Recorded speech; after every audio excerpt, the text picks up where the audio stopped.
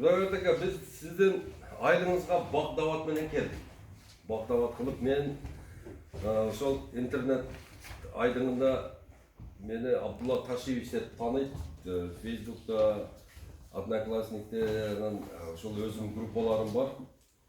Телеграмда ең чоң группам бар. Ошол жерде біз өзүбүздүн элди туура багбанчылык кылууга үндөп келейтабыз. Анан кече башталды, арка айылында барып, ушул элдерди бакка баг отургузгула деп чакырып, анан кийин бул жерде азыр биз менен эки агроном консультант бар. Экөө тең багбанчы, экөө тең көчөт чыгарышат. Мына көчөт боюнча экөө тең аябай бар жокту түшүнгөн мастерлер. Ошого биз силердин айылыңызга келдик. Жақсы болду, отурабы сүйлөшөлү. Отуруп сүйлөшөлү.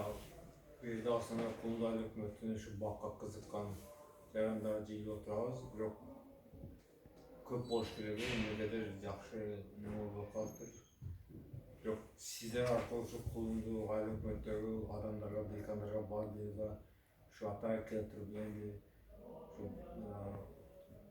бак боюнча бак болуп атайын ушу ассоциация ошол жетекчиси менен кишибиз баш болуп келип отурат өзүнүн адамдары. Биз эми азыр бардыгыбызда билип атабыздар, Кытайдын, Европанын, Американын бир даярданган бир начар немелерине алып кылып атабыз. Ошон үчүн өзүбүздү экологически чистый продукцияны өндүрүшүбүз керек да, сыртка чыгарып элибиздин турмуш шартына өндүрүшүбүз керек. Бизде азыр мына өзүңүздөр билесиздер, бак кылышка тамчылатуу сууга ушунчалык көңүл бурулуп аткан. Мына бул жерде азыр Улан өзү билет, биз быйылкы жылы айылдык кеңеш менен неме кылып, ушу Кулдуу айыл өкмөтүнүн аймагында 400 гектар жерди бак кылайык деп чечилипти да. Сессияда каралып, ошол адамдар алып, конкурс өтүп жарыяланып, алгандар алып, көбүнө начар аракетти кылып атат. Анан сиздерге айта турганда, мына бул жерде бардыгы кулдуктар отуруп атасыздар. Мына жокору каналды өзүңөр билесиздер, 630 гектар жерибиз бар. Онун бесин жери биздики бар, калган баардык үлүштөр бар. Азыр ошол жерлерди полный бак кылганга уруксат берилген да, каналдын үстүндөгү үлүш жерлердичи. Ошон үчүн биз эми негизги максатыбыз, биз бак десе эле бак деп тапкан тааныганыбызды тигип кое беришибиз керек эмес да. Бактын мына азыр жаңы көчөттөр чыгып атат, баягы кардиклы көчөттөр чыгып атат. Ошолорду алып туруп, мына тууган урук дейбиз. Дагы биз тууган урукпуз да. Үлүшүбүз ham колу тууган уругубуз менен алынган баардык жерлердичи. Ошону уюштуруп, айылына чөйгөнөн бак үчүн биз тосушубуз керек. Тосуп алып туруп, анан кийин ошону бир мындай жакшы сортторду неме кылсак, 3 жылдын назак периодунда бак болот. Анан бак болгондо жана биз бир тараптуу бир регион, бир нөмө деген немеге өтүшүбүз керек да. Ошону мына өзүңүздөр көрүп эле турасыздар. Кадамдарга барсак, суалар ката турулат, алма, өрүк, келес баардыгын алабыз деп турат. А бизге азыр бир коммерсантты чакырсак, мына курмабыз бар, келесибиз бар, алмабыз бар, бир машина чыкпайт да. Ого эч ким кызыкпайт, келбейт да. Боорам болбойт.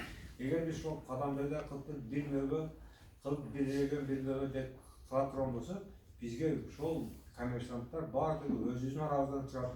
Уже бир фура машина менен чыга турган болсо, ошол Россиядан клиенттерди табат дагы, клиент өзү келип, өзү алып кете турган болот да. Ошон үчүн биз ошого аракетти кылышыбыз керек. Мына дыйканчылыкты кылып атасыздар, арпа, буудай, энди бул мал үчүн, кашар үчүн деп атасыздар, бирок рентабельность аз болуп атат да. Ошон үчүн эми көздү жумуп туруп, биз бак тарапты кылып алышыбыз керек да. Ошону бир 3 жыл, 5 жылга чыдап туруп, өсүн жакшылап алып туруп, ошол жанагындай кылып, элдерге ham түшүндүрүп айтып, ушу огородубуз бар, палаада үлүшүбүз бар, баардыгы жанагындай бир нөмөгө өтүшүбүз керек. Же курма, же өрүк, же шабдалы, же келес дегендей кылып көбүрөөк кылышыбыз керек да. Ушу келген жерде марш жерде бир 5-6 фура жок дегенде чыга турган болсо, жанагы айткандай клиенттер келе баштайт. Туура. Туура айтасыз. Баткендиктердин доходу өрүк менен эле болот нормально. Биз дагы ошого бир түрлүү нерсеге Анан биздин Құлынды айлағы бір Құдай берген жер да. Аллаға. Себебі бізде бүт мал шаруашылығы болады, диқаншылығы болады, жаңағы коммерциялық башқа алзам болып дағы бири болса биринен биз тиричилигибизди кыла беребиз да, туурабы? Мына аркада, Баткенде, толуктарда алмасы, өрүгү болбой калса булар кадимкидей быйыл кантип тиричилик кылабыз дегенде ой түшөт да. Биздики жагында айтып атпайбы, бири болсо бирини кылабыз да, колдуктар ушинтип биз ал мөөнүн көбүз өөнүн пулуну жеп көрөлекпиз да, мынча айткандачы.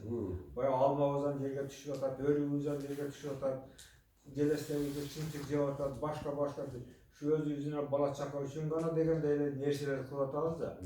Шуну карап, сактап, чымчыктан кооруп, же болбосо мына өзүңүздөр билесиздер, оптон базарга барсаңыздар, мына өзбек тажиктер ушу бир чарадан келип, алмасы бар, башкасы алып келип ташып кетип атат. Бизде ондай нерсе жок болуп атат да.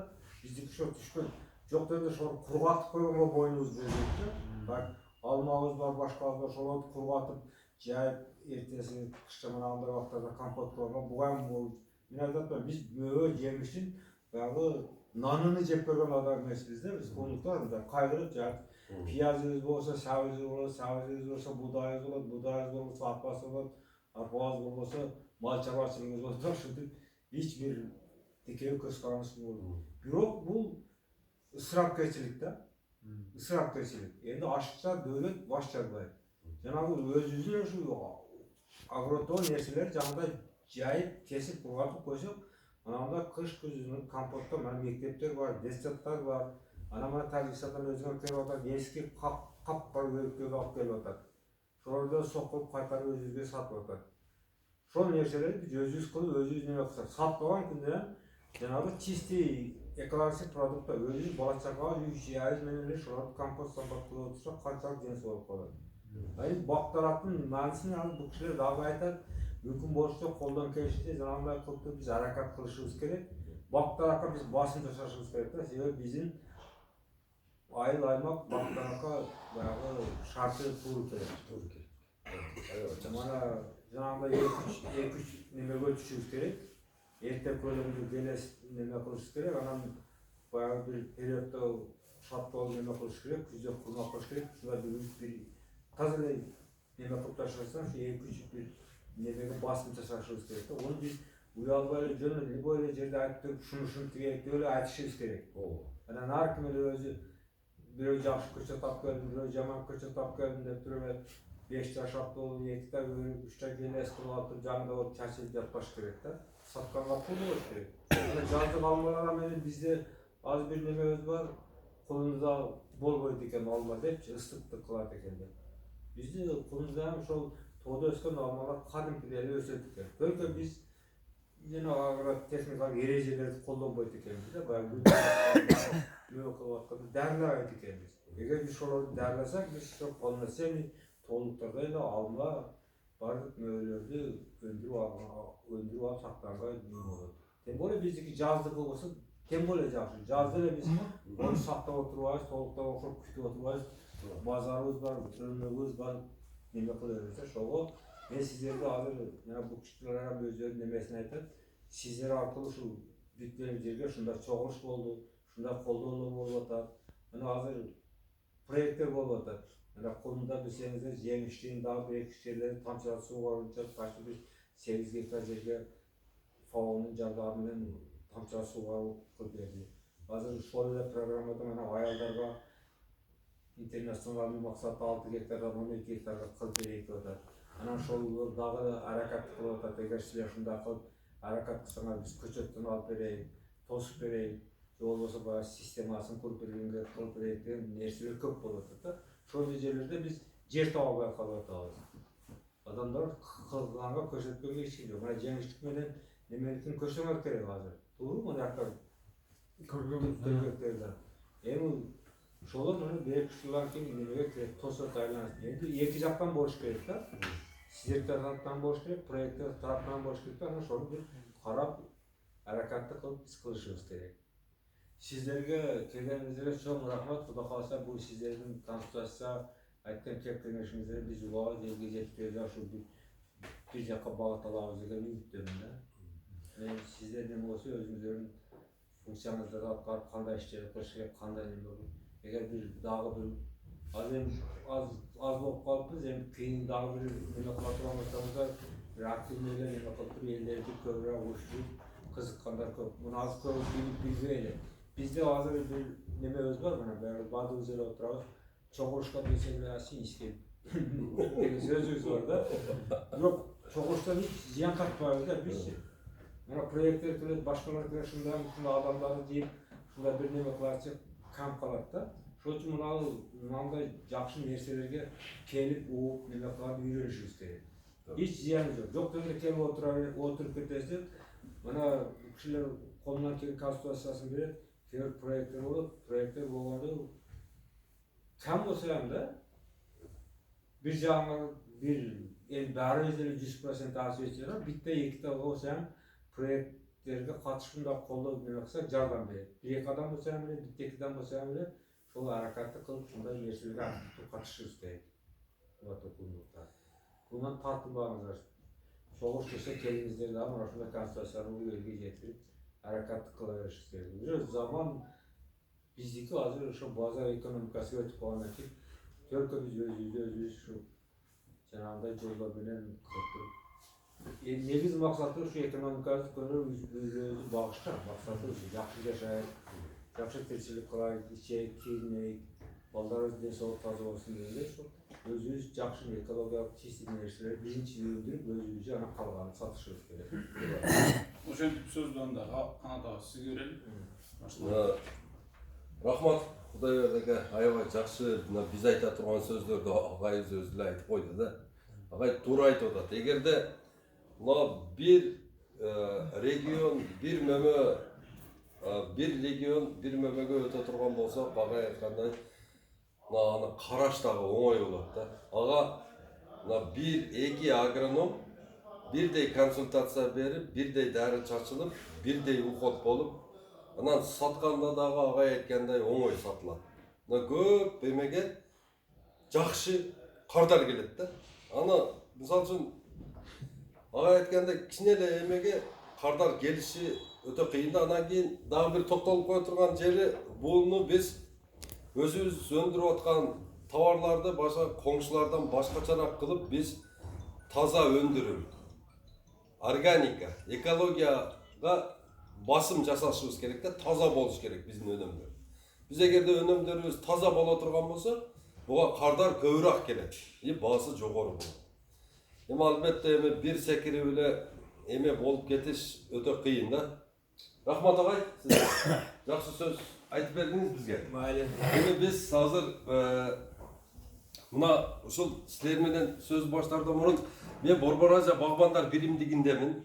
Ошол жерде негиздеп ушуну мен атым ошо интернет айдыгында Абдулла Ташиевичмин мен. Мына биздин агайыбыздын өзүнүн жумуштары бар. Буну биз боптур деп узатып коелу дагы. Анан кийин биз өзүбүздүн консультацияны алып барайлы. Эми бул жерде консультация кандай кетет? Азыр биз силерден башыңарды оорутуп, кайдагы бир баягы жомокту айтпайбыз. Азыр биз силерден сурайбыз. Келиңиз Азамат бияка өтүңүз. Мына Азамат Касеев бул агроном консультант, бул өзүнүн чоң бактары бар, көп жумуштарды аткарган жигит. Бунун тажрыйбасын биз пайдаланайлы. Азыр силер туугандар айтыңыздар. Силердин огородуңарда эмне проблема болуп атат? Кана ким айтат? Өрүктөн эмне чыгып атат? Алмадан эмне чыгып атат? Гилестин кайры ооруп атат? Ошону айткыла, анан кийин бул киши ошонун решениясын айтсын. Ошол биз силерге берген пайдабыз ошол болсун. Анан калганын толуктап коебуз. Ана бисмилла. Баштаңыз. Жак коюп алып. Сурооңорду болсо бере бериңиздер. Бер. Уланбек, бере. Бизде келесиде бир проблема баягы бутагыда круговой бир баягы канага окшоп болуу, короче бир болезнь бар да. Баягы аны бассаң бир ириң чыккандай бирдемке болот да. Баягы уланган жеринен ириң деп атабы? Жок, бутагында полный круговой баягы İçi yumuşak болот абы? Жумшак. Бул Мен жооп берип барамынчы. Гилас боюнча себеп ал. Менин тармагым да.